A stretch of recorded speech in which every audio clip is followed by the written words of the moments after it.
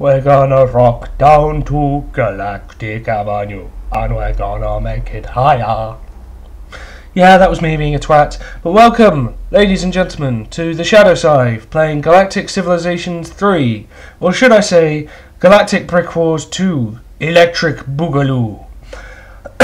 Right, couple of things I need to say before any of this other stuff starts. First of all, massive thank you to Gauntlet03 from the Galactic Civilizations forums, because he's the guy who made the custom mod that gives all of the extra races all their custom ships. There's like 14-15 extra races with custom ship styles and everything in this to make it a unique experience. This guy is awesome. Go to Nexus, go to YouTube, just search for Gauntlet's race mod. You will find it eventually. It is full of win.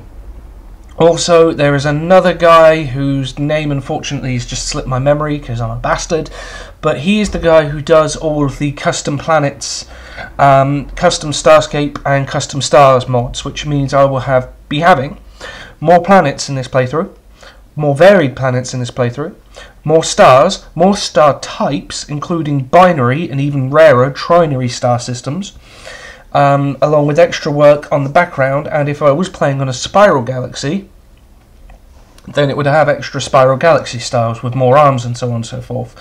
But I'm not playing on a spiral galaxy, I was playing on a scattered loose clusters galaxy. But in the meantime, I need to show you guys all the different bits and pieces.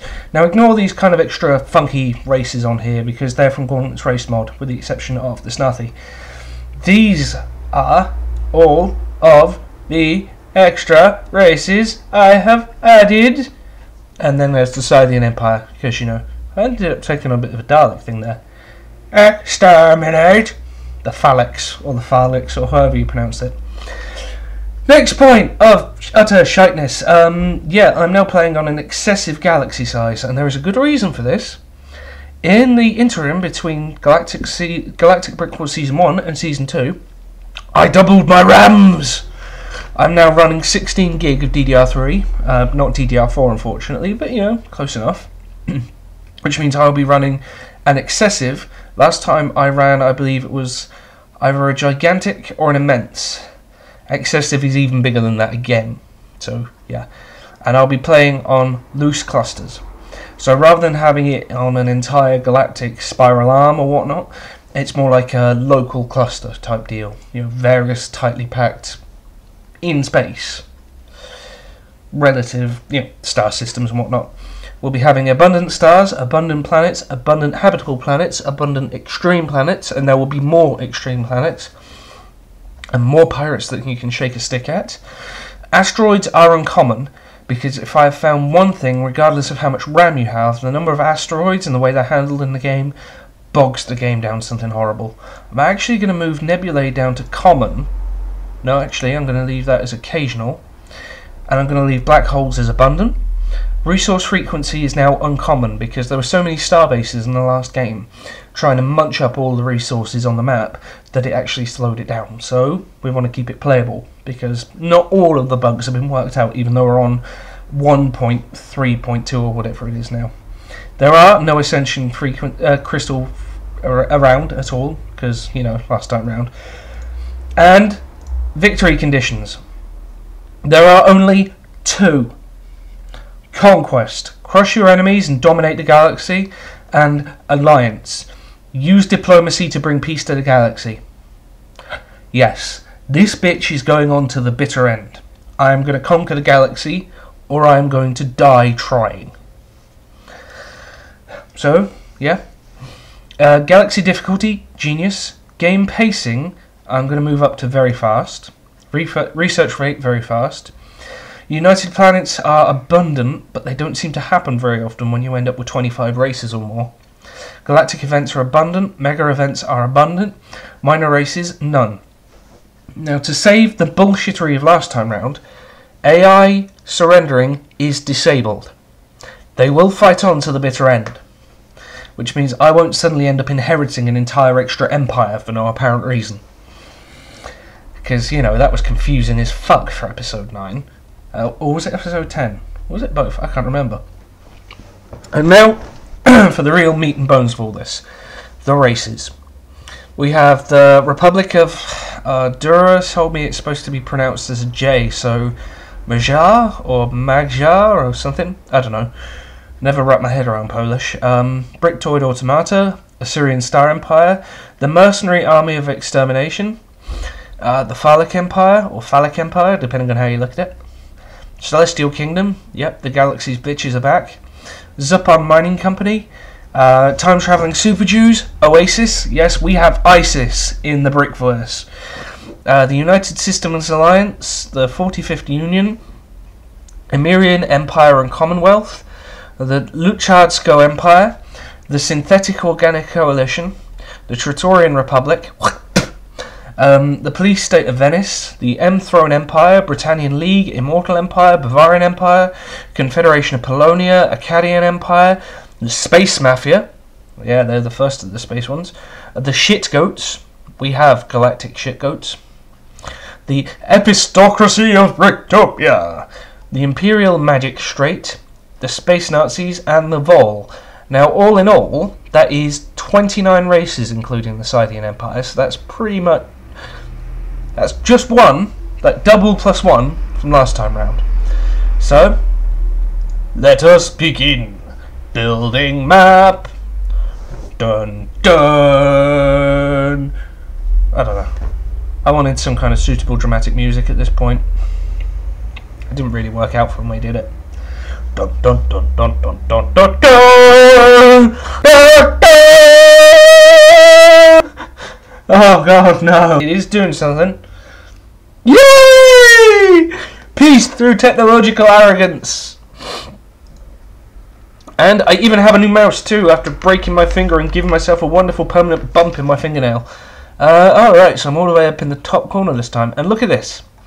It's much more like a local cluster. So somewhere in a spiral arm of the galaxy, let's say that is like a chunk of the spiral arm and that's a chunk of another spiral arm, then you've just got these loose assorted stars like you would do IRL, I suppose.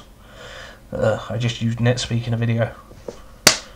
Bad Scythe. Don't do that again. But yeah, we kind of have that chunk of one galactic arm over here, a chunk of another galactic arm over there, and in amongst all of this there are 29 civilizations who are all starting out at the same time. Just kind of, yeah. And look, custom ships! Custom ships! Gauntlet is fucking amazing. I'm just going to keep repeating this. Every single race will have custom ships as well, so... yay! Get rid of that piddly scout because it's useless to me. And let's send the colonizer off. Ooh! Binary star system. Down that way. Research. So planetary improvement. And let's get a bit more production going. And then let's start on interstellar travel. So, Scythia, what have you got for me? Ooh. Ship range plus 5%. Bonus improvement plus 5 to military. Well, that's not all that good for me right now, but what I can do is set up an industrial sector there already and a research sector there already. I can probably set up another research sector there and maybe even cash up there. So, yeah, right, let's get a shipyard going. And we're going to buy a second colonizer because we need to get stuff up and going as soon as. In the 6, 5x5.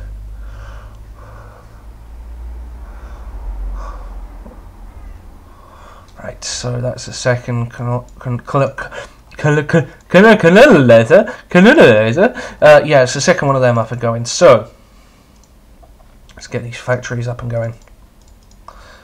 And get research up and going too. In fact, I might actually buy that one now because it's got the bonus on it, which means it should speed up whatever production I can chuck out.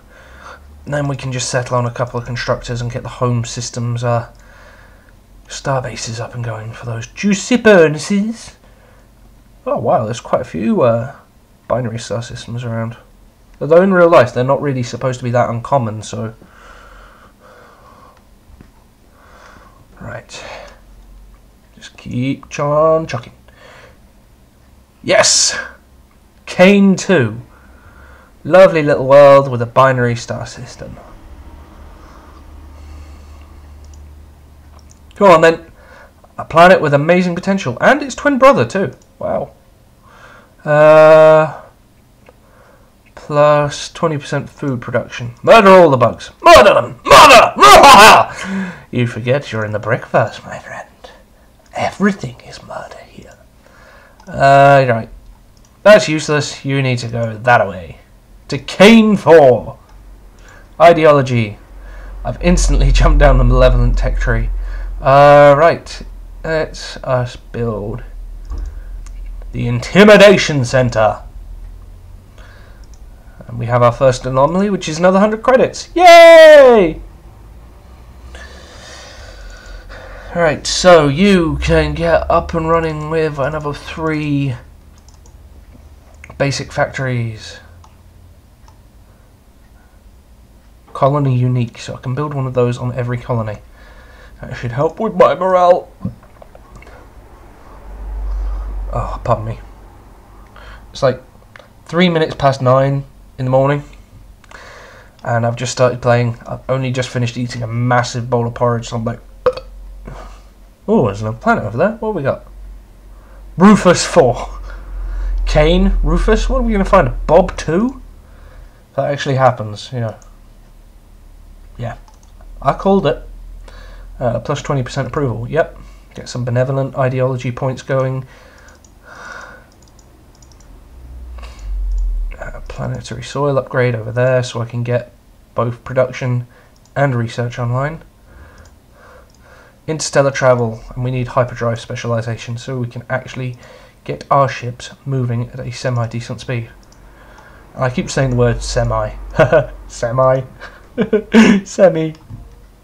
Oh wow. Oh, okay. 3 planets. We've got, what have we got? Rufus 2, Rufus 4, Kanon 2, Kanon 4.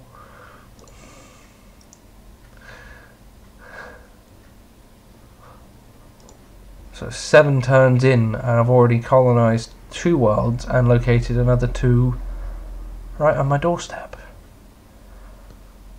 Wow. Right, come on then. Keep it moving, keep it grooving. What have we got down here? Come on. Right, Rufus 2. Let's go for the one that has 20% manufacturing. Ruins, blah blah blah, yada yada yada. Chuck it through the recyclers. Give me more shit! Alright, so... Can I buy another one? No. But I can move it up the list and buy a constructor. Yay!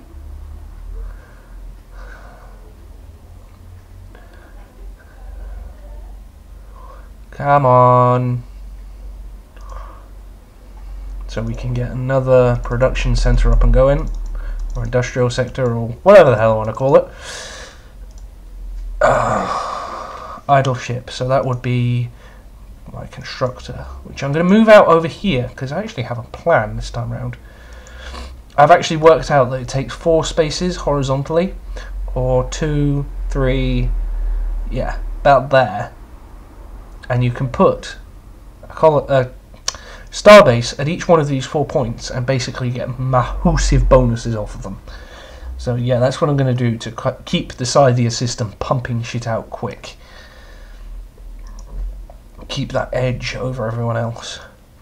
Because the first starbase, economic ring, gives plus 10 to raw production. And we're going to need that plus 10 to raw production. So next up, we are going to want xeno-industrialization, which I've just magically researched thanks to the powers of science.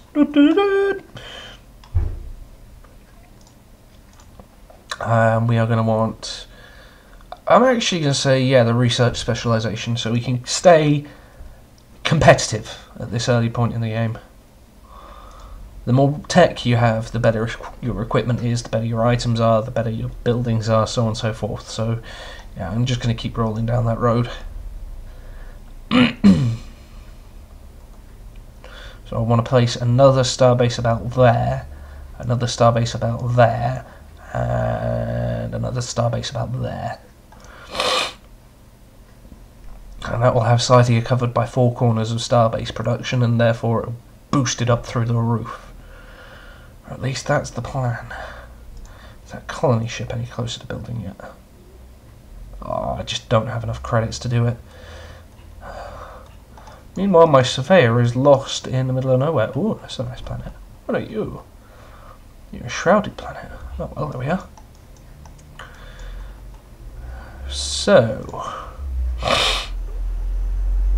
you can tell this time round as well, I've thrown out the idea of having that bloody great constructor class hull that was just loaded up with sensors and stuff, because there was... It worked for a while, but they only served as targets later on in the game, so, yeah. Right, so... Let's go for a universal translator, because if he's stuck out in the middle of nowhere, he is likely going to run into someone. And if I run into someone, then I might be able to trade with them. Oh, God, it's too early in the morning for this. Or maybe it's not. I don't know. What time is it for you guys? When are you watching this? Why are you watching this? What are you doing with your life?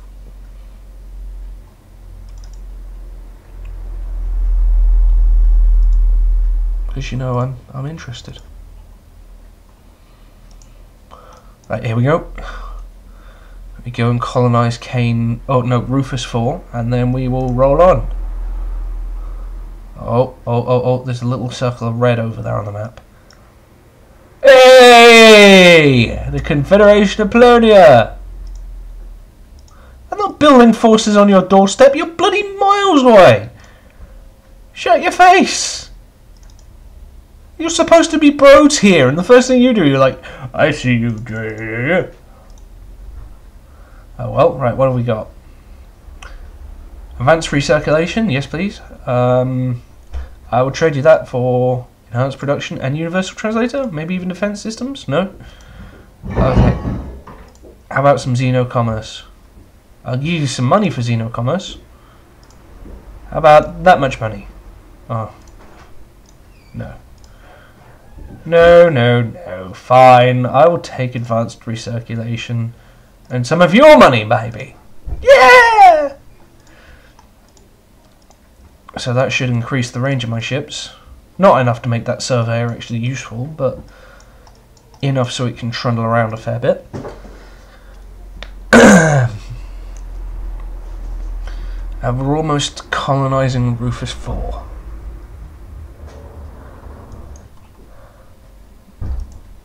Yes! Right, what have we got? Put these primitives to work. And then eat them when they die. Wow, I'm really turning quite evil for this playthrough. Ideology point. Grants free production to our homeworld. Workers are meant for working, and after making a messy example of a few who thought otherwise, we can count on receiving quite a boost to production to our homeworld. Yay! Silent Green is people! But in the meantime, thank you very much for watching the first episode of Galaktik Brikwars 2 Elektrik Boogaloo, and I will see you again. Ta-da!